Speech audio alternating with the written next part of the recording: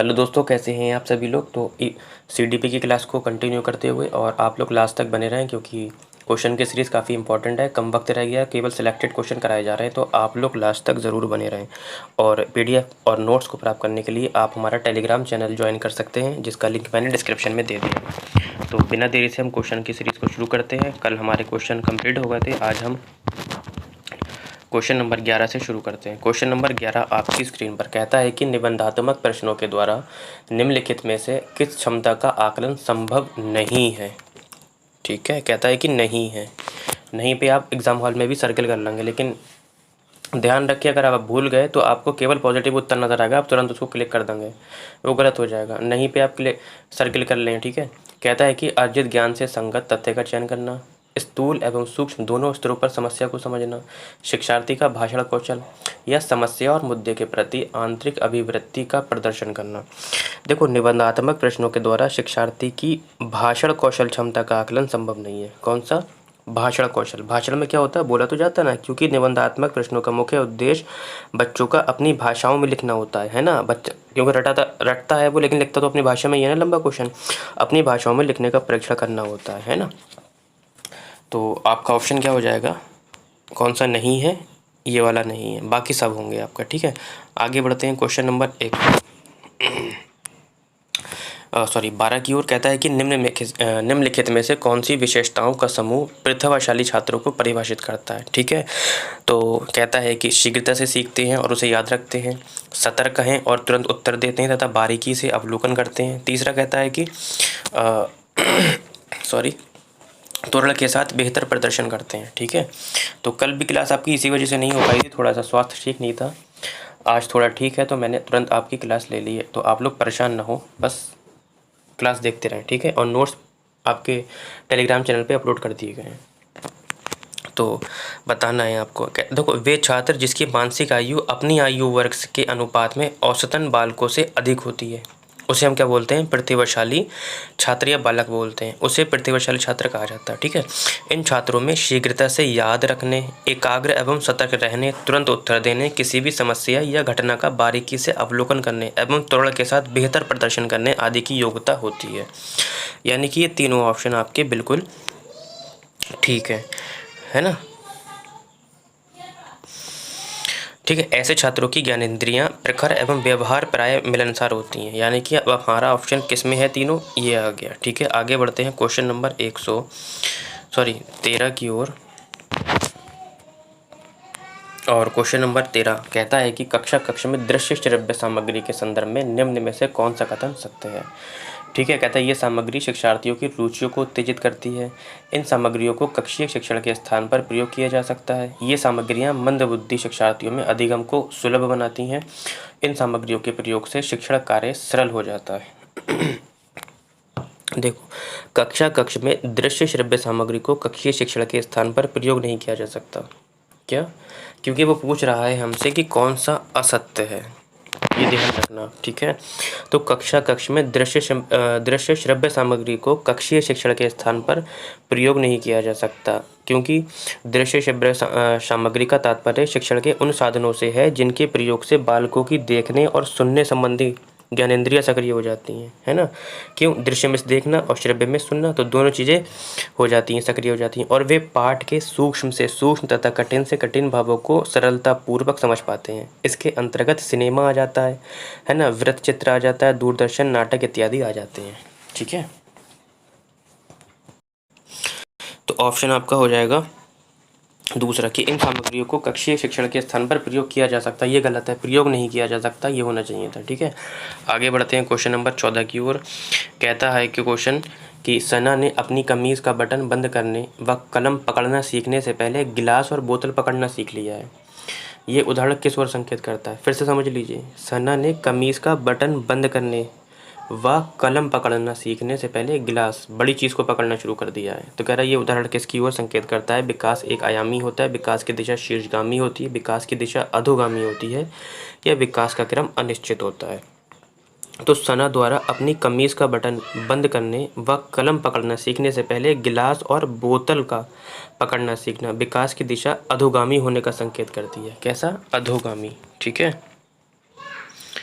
शीर्षगामी का मतलब होता है विकास शीर्ष से पैर की ओर होता है, ये तो नहीं होगा। विकास एक आयामी नहीं होता है, बहुआयामी होता है। ठीक है, बहुआयामी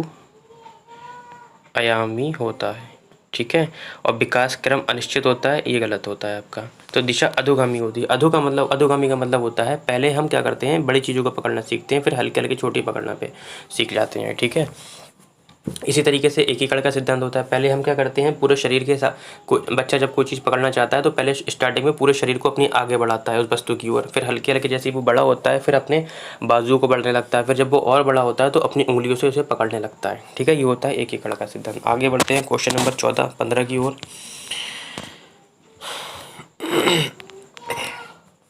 कहता है कि शैक्षणिक कार्यों में बच्चों द्वारा की गई त्रुटियों को समझना निम्न में से क्या है। मैंने पहले भी आपको बताया, फिर बताता हूँ कि बच्चों की जो त्रुटियाँ होती हैं अधिगम का एक हिस्सा होती हैं। ठीक है, उस गलतियों पे बच्चों को सजा ना दी जाए। ठीक है, इग्नोर ना किया जाए, बच्चे की गलतियों को गलतियाँ ना समझकर उनका अधिगम का हिस्सा समझा जाए। ठीक है, कहता है कि केवल शिक्षार्थियों की बौद्धिक क्षमताओं का आकलन करने में प्रासंगिक है। शिक्षण प्रक्रिया में केवल शिक्षक की दक्षता का पता लगाने के लिए प्रासंगिक है।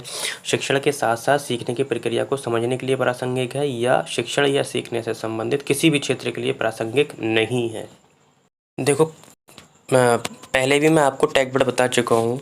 जो बच्चे मेरी क्लास कंटिन्यू ले रहे हैं तो उनको ये इसका आंसर हमसे मिल गया होगा। मैंने टैग वर्ड बताए थे आप लोगों को कि केवल मिल जाए, सिर्फ मिल जाए सीटेट में, वो आप काट दीजिए। कहता है केवल विद्यार्थियों की बौद्धिक शिक्षण प्रक्रिया में केवल शिक्षक की दक्षता का पता लगाना। भाई शिक्षक की दक्षता का पता थोड़ी ना लगाओगे, है ना, त्रुटियों से। फिर कहता है कि शिक्षण के साथ साथ सीखने की प्रक्रिया को समझने के लिए प्रासंगिक है, यही वाला ऑप्शन आपका ठीक हो जाएगा। ठीक है, फिर कहता है कि शिक्षण या सीखने से संबंधित किसी भी क्षेत्र के लिए प्रासंगिक नहीं है। भैया क्यों प्रासंगिक नहीं है, ये तो बिल्कुल गलत हो गया, है ना। तो शिक्षण के साथ साथ सीखने की प्रक्रिया को समझने के लिए क्या है, प्रासंगिक है। क्यों? क्योंकि शिक्षण त्रुटियों को समझकर उन्हें सुधारने की कोशिश करता है ताकि विद्यार्थी शिक्षण प्रक्रिया में सक्रिय होकर विषय को ध्यानपूर्वक समझने का प्रयास करे। ठीक है, क्वेश्चन नंबर 16 कहता है कि स्कूलन है। कहता है स्कूलन क्या है, तो पहले तो समझ लीजिए बेटा कि स्कूलन है क्या। कहता है स्कूलन क्या है, यानी कि स्कूलन बेटा वे प्रक्रिया है जिसमें चेतन रूप में मूल्य, ज्ञान तथा कौशलों को बच्चों में एक औपचारिक स्थिति की रूपरेखा के अंतर्गत प्रदान करने का प्रयत्न किया जाता है। स्कूल हमारी शिक्षा का एक अंग है। विद्यालयों द्वारा कुछ ऐसे विशेष विषय क्षेत्रों में सुविचारित एवं क्रमबद्ध प्रशिक्षण प्रदान किया जाता है जो अन्य लोगों की जीवन प्रक्रिया या अनुभवों द्वारा प्राप्त न किया जा सके। ठीक है, तो ऑप्शन पे आ जाते हैं। कहता है कि एक ऐसी प्रक्रिया है जिसमें चेतन रूप में मूल्य, ज्ञान तथा कौशलों को बच्चों में एक औपचारिक स्थिति की रूपरेखा के अंतर्गत प्रदान करने का प्रयत्न किया जाता है। बिल्कुल मैंने ऐसा ही बोला था। ऑप्शन नंबर हो जाएगा आपका पहला वाला। ठीक है, आगे बढ़ते हैं 17 की ओर। क्वेश्चन नंबर 17 कहता है कि निम्नलिखित में से कौन सा उद्देश्य सतत एवं व्यापक मूल्यांकन को निर्देशित नहीं करता है।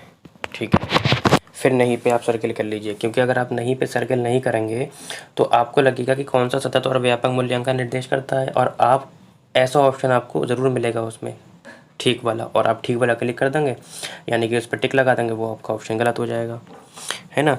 तो सतत और व्यापक मूल्यांकन का अर्थ होता है कि छात्रों के विद्यालय आधारित मूल्यांकन की प्रणाली से है, जिसमें छात्रों के विकास के सभी पक्ष शामिल होते हैं। ये एक बच्चे की विकास की प्रक्रिया भी कह सकते हैं, जिसमें दोहरे उद्देश्यों पर बल दिया जाता है। अधिगम मूल्यांकन शिक्षा प्राप्ति के बाद किया जाता है। ठीक है, अब सतत क्या होता है, व्यापक क्या होता है। सतत का मतलब ये होता है कि शिक्षण के दौरान भी चल रहा है, शिक्षण के बाद भी चल रहा है। अब व्यापक का मूल्यांकन होता है योगात्मक मूल्यांकन, यानी कि जो अंत में होता है। ठीक है, तो ऑप्शन नंबर पढ़ते हैं अब। कहता है ये मूल्यांकन शिक्षा प्राप्ति के बाद किया जाता है, यही वाला ऑप्शन आपका गलत हो जाएगा, क्योंकि ये प्राप्ति के बाद नहीं किया जाता है। ठीक है, आगे बढ़ते हैं। कहता है कि निम्नलिखित में से कौन सी व्याख्या हार्वर्ड गार्डनर द्वारा प्रतिपादित तार्किक गणितीय बुद्धि का आलेख करती है। तो हार्वर्ड गार्डनर ने ये दिया है आपका, तो आपको पता ही होगा। ठीक है, कहता है कि कौन सा तार्किक गणितीय बुद्धि का लेख करती है। कहता है मानवीय अस्तित्व के मामलों पर सोचने का सामर्थ्य व संवेदनशीलता, ध्वनि व ताल के प्रति संवेदनशीलता, स्थानों के पैटर्न को को पहचानने व उनमें फेरबदल करने की क्षमता, या समस्याओं के तर्कपूर्ण तरीके से विश्लेषण करने व मामलों की वैज्ञानिक दृष्टि से विवेचन करने की क्षमता। देखो, क्योंकि तार्किक गणित की बात कर रहा है तो यानी कि आपका हो जाएगा समस्याओं के तर्कपूर्ण तरीके से विश्लेषण करने व मामलों की वैज्ञानिक दृष्टि से विवेचन करने की क्षमता। ठीक है, आज के सेशन का सेकंड लास्ट क्वेश्चंस आपकी स्क्रीन पर कहता है कि निम्नलिखित में से कौन सा सिद्धांत छात्रों के व्यवहार को वांछित स्वरूप और दिशा प्रदान करने में शिक्षकों की सहायता करता है। कहता है अंतर्दृष्टि का सिद्धांत, प्रयास एवं त्रुटि का सिद्धांत, अनुकरण का सिद्धांत, भवंजय अधिगम का सिद्धांत। ठीक है, देखो अंतर्दृष्टि का सिद्धांत किसने दिया? कोहलर ने दिया है। ठीक है, प्रयास यानी कि त्रुटि एवं प्रयास का सिद्धांत किसने दिया है? ये थॉर्नडाइक ने दिया है। अनुकरण का सिद्धांत स्किनर ने दिया है। ठीक, तो हमसे ये पूछ रहा है कि छात्रों के व्यवहार को वांछित स्वरूप तथा दिशा प्रदान करने में शिक्षकों की सहायता करता है। देखो, थॉर्नडाइक का जो त्रुटि एवं प्रयास का सिद्धांत है, शिक्षक को विद्यार्थियों के व्यवहार में उचित परिवर्तन लाने एवं उन्हें दिशा प्रदान करने में सहायता करता है। त्रुटि प्रयास सिद्धांत से शिक्षक विद्यार्थियों की गलतियों को बार बार अभ्यास के माध्यम से सुधार कर सकता है ना। त्रुटि एवं प्रयास यानी कि त्रुटि होने के बाद बार बार प्रयास करना, है ना, सुधार कर सकता है। साथ ही वे दोहराने की प्रक्रिया द्वारा विद्यार्थियों के व्यवहार को एक नई दिशा भी दे सकता है या देता है। तो ऑप्शन नंबर आपका हो जाएगा दूसरा। आज के सेशन का लास्ट क्वेश्चन आपकी स्क्रीन पर कहता है कि निम्नलिखित में से कौन सी रणनीति कक्षा में व्यक्तिगत मतभेदों को पूरा करने के लिए प्रभावी नहीं है। ठीक है, कहता है कि अपने मौखिक और गैर मौखिक संचार पर विचार करना, मतभेदों को पहचानने और सम्मान करें, विविध शैक्षणिक मतभेदों का प्रयोग करें, या छात्रों की कमियों को पहचानें और उन्हें ठीक करें। देखो, छात्रों की कमियों को पहचानें और उन्हें ठीक करें, ये रणनीति कक्षा में व्यक्तिगत मतभेदों को पूरा करने के लिए प्रभावी नहीं होगी। Option number 4। क्योंकि एक छात्र में विभिन्न स्तरों पर कमियां हो सकती हैं जिन्हें पूर्ण रूप से कक्षा में नियंत्रित नहीं किया जा सकता, है ना। इसके साथ ही इसके माध्यम से व्यक्तिगत मतभेदों को भी पूर्णतः ठीक नहीं किया जा सकता है, इसलिए ऑप्शन नंबर 4 हो जाएगा आपका। ठीक है, तो आज के लिए इतना ही। लास्ट में ज़रूर बताएं कि क्वेश्चन की सीरीज कैसी लगी।